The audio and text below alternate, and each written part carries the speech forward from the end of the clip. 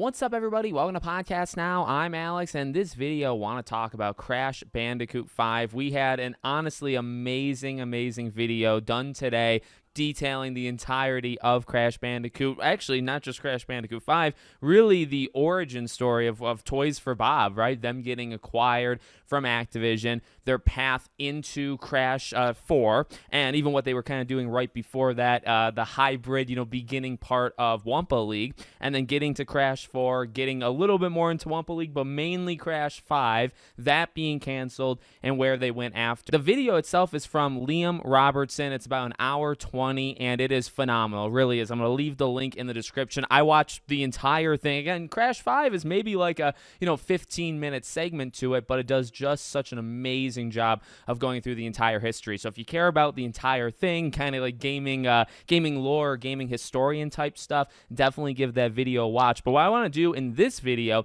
is I just want to talk about the Crash 5 specific parts and go over just how heartbreaking it is. Actually, a theme of the entire video, especially as it keeps going really after when Crash 4 launches. It's just depression. It's just all negativity. It is Activision being Activision. It is Microsoft being Microsoft. I mean, Activision is definitely the bad guys here, I think, as portrayed. But, when Xbox, the acquisition went through and Xbox and Activision worked together to lay off 1,900 people, that completely destroyed really what was left of Toys for Bob. Now, before then, Toys for Bob was already destroyed. Toys for Bob was told, they had to cancel these projects. They couldn't get them off the ground because of Activision. Activision puts them on Call of Duty. Nobody in the company wanted to do that. They were treated like kind of second-rate hires, right? It seemed like a punishment to them that they were doing Call of Duty, overdoing, more Crash stuff. So just a complete and utter joke, honestly. I mean, are there good people and talented people that work in Activision? Absolutely. When I say things of like how bad some of these companies are, I'm talking about the tippity top, right? Some of these executives, whoever's making these decisions, and it's ultimately put forward by greed, right? They want live service, especially back in 2020. They wanted live service. They wanted games to do unbelievably well. They were hoping the Crash 4 would do just as well as the Insane trilogy, which I don't really think was fair to it at all. It did do well, sold over 5 million, sold about 400,000 units in the first month, but they were expecting probably double, if not triple those numbers initially, and disgusting. So when it comes to Crash 5, well, a lot of that groundwork, I just kind of threw it out there. So, you're coming off of Crash 4. As Crash 4 was wrapping up development, they had started to work on what was going to be Crash 5. And again, watch the video for like every minute detail. I'm just going to kind of go over the highlights. It sounded incredible. So it had a little Psychonauts energy to it where Crash would actually be going inside the minds of his greatest foes, right? And kind of seeing what makes them tick, kind of seeing their backstory. It was talked about with like Cortex, right? Going in there and maybe reliving parts of his childhood, meeting his brother, meeting his sister again, like all of these different stuff. It sounded incredible. There was a tiny tiger, actually map that was made. There was one part, a lot of it's concept art, but there was one part of the video where it's like a treasure type room, and that was Tiny Tiger's, level in general, and that part was actually playable. I don't know how he got the footage to it, but he did, and so it had that, right? And it was gonna be darker. It was definitely a darker theme overall, but it had Psychonauts energy to it. It had Twinsanity energy to it because it was kind of gonna be more of like the origin story of Cortex and going back to a familiar location from Twinsanity, characters from that era, and then they even, and as you see actually behind me, the final kind of element to it, because the ideas for it just kept growing, it was actually going to be a crossover with Spyro. Uka Uka would have been the main villain. He would have been able to kind of use this magic power to traverse, the different timelines or universes, and they actually would have gotten Spyro and the Elder Dragons involved, and it would have been about kind of restoring peace, defeating him, and working together with Spyro. Spyro would have been able to help. It didn't sound like you'd be able to play as Spyro, but Spyro would have been in levels, would have been able to help Crash. You would be able to help Spyro as Crash, right? And I mean, how great of a It's dark. It compared to like more like the lightheartedness of Crash 4, which I like it, and I really do enjoy the story for Crash 4. But this sounded epic. This sounded a little bit more like deep and complex, right? Like getting to know the villains of the past, right? Connecting it a little bit with Twinsanity, going a little Psychonauts with like some of the just like the weird concepts, right? Bringing in Spyro to it. I mean, it's such an incredible idea. And again, I already kind of talked about it. Honestly, as presented in the video, right? The what happened, boiling it down, they just didn't want to do it. After Crash 4 came out, it didn't do as well as they wanted it to do, and they were unwilling to do basically anything. They put Wumpa League on ice then as well. So they had Wumpa League kind of being worked on, right? This multiplayer thing, which that was supposed to be probably like triple E, is that a word?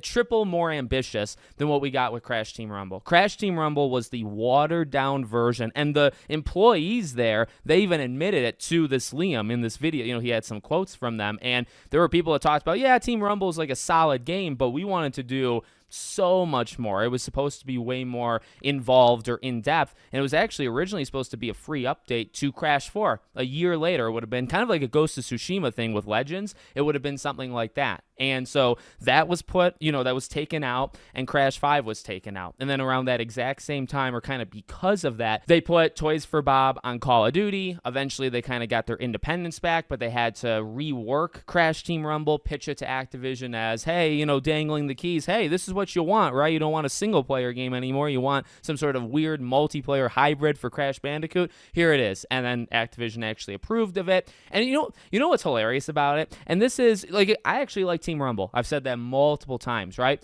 What's hilarious about the entire thing is I like Team Rumble, but the game was a complete failure. They made, I would imagine, such little money that it's not even funny, okay? That game did not perform well. What's hilarious is you had to dangle the keys, and this is not on Toys for Bob. This is on Activision. This is on the leadership and the decision-making on Activision, and now maybe even Activision and Microsoft. But in order to get there okay, you have to dangle these keys and pitch this idea that it lines up with their core philosophy, but is honestly a stupid idea. Honestly, it's an idea that would have worked better as a free multiplayer update to Crash 4, not as its own standalone game that you want it to survive for, 1 to 2 years. That it was never going to happen, right? But in order to get Activision's approval, you got to dangle the keys in front of them, and then hilariously, the game completely failed. Now, if you came out with a Crash Bandicoot 5, 2-3 years after Crash 4, right? 2023, let's say, right? You release what is called Crash 5. It is dark. It is more complex. It's got some Twinsanity. It's got some Psychonauts. It is it's a platformer, right? It's literally what you imagine of Crash. It has freaking Spyro in it. You're going to tell me that that's not going to do as well as Crash Team Rumble? No, maybe it's not going to sell 20 million units like the Insane Trilogy did, but do you think it's going to get a couple million? I think you're guaranteed 5. I think you're guaranteed the exact same success you had with 4. Because 4 ultimately did actually make the money back and made money and was successful. It just, yeah, it's a fourth of the sales of the Insane Trilogy, but that was... You can never do that again. You can never bring back Crash Bandicoot again. You know what I mean? And I mean, Crash 4 was the reintroduction of him with brand new games, but the Insane Trilogy was literally this fight for good Crash. I mean, we had Crash games, right? So it's not like it was gone for like 20 years, but it was gone for like a good decade. It was gone in terms of high quality for more than a decade, I would argue, even though I actually have Twinsanity. I don't think it's a bad game, but, and there was other games, besides it, but that was the reintroduction of Crash, and it sold, and it did so well.